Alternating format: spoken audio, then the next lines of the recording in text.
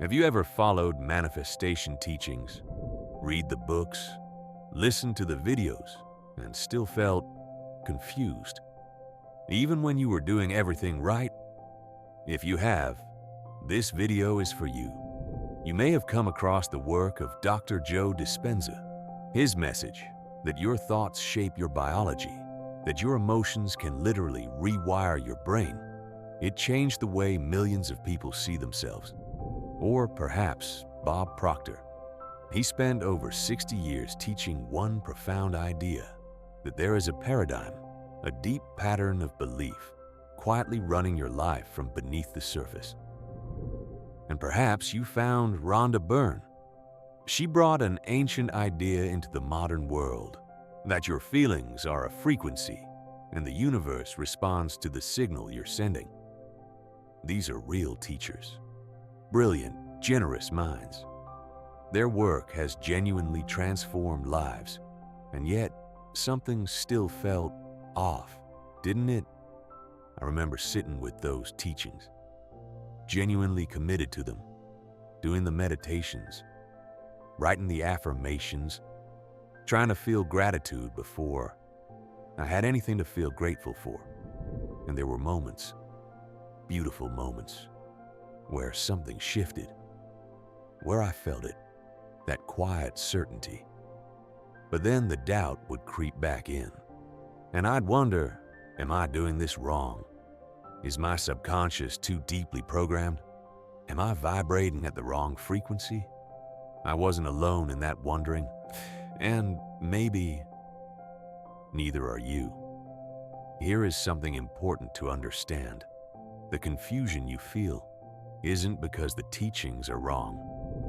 Dr. Dispenza wasn't wrong when he said that elevated emotions, gratitude, love, joy, create a coherence between your heart and your brain that makes you available to new possibilities.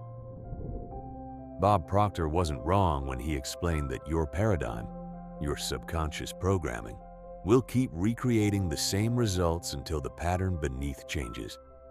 And Rhonda Byrne wasn't wrong when she said that your feelings are your most honest broadcast to the universe, that what you feel deeply, consistently, is what you attract.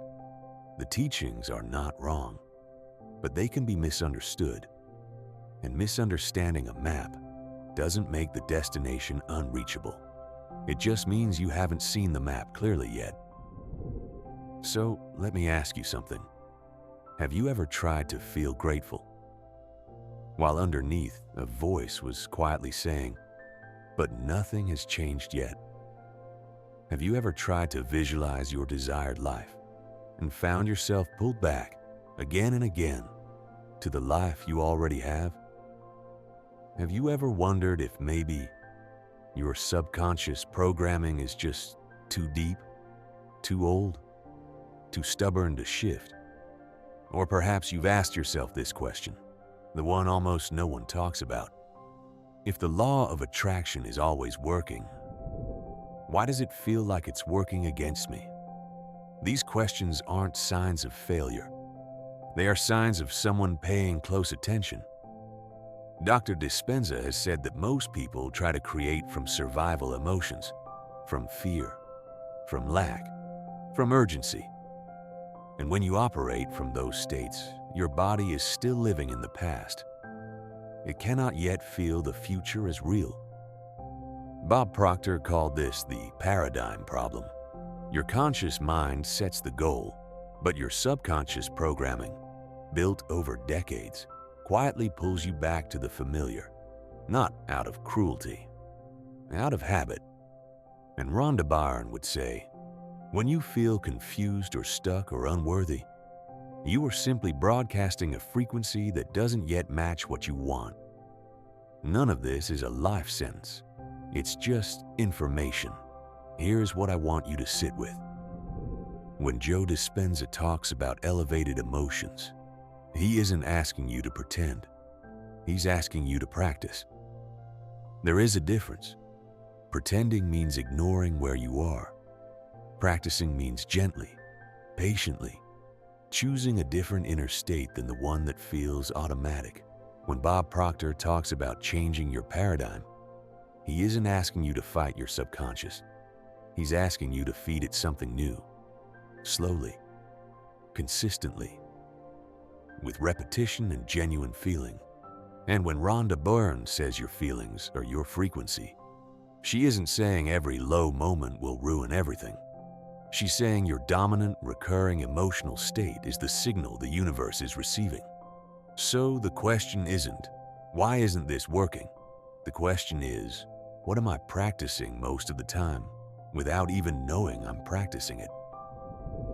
Because here's the thing these teachers all agree on, even if they use different words. You don't attract what you want.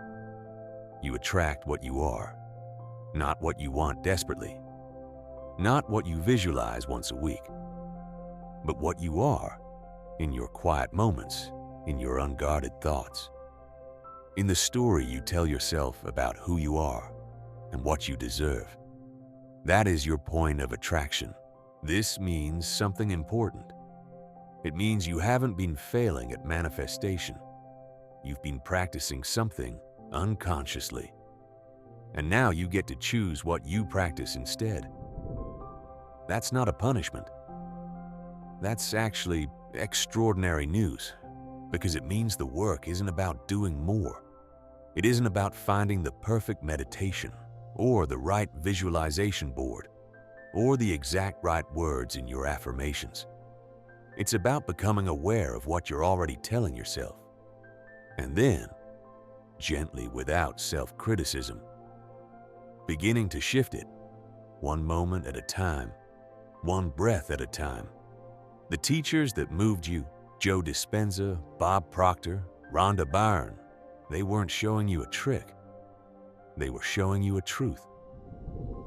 But truth sometimes needs time. It needs to be heard more than once. It needs to be understood at a level that goes deeper than the mind. Sometimes, it's not that something isn't working. It's that it hasn't been explained in a way your mind can actually receive yet. You're not behind. You're not broken. You're just at the beginning of understanding something that was always meant for you.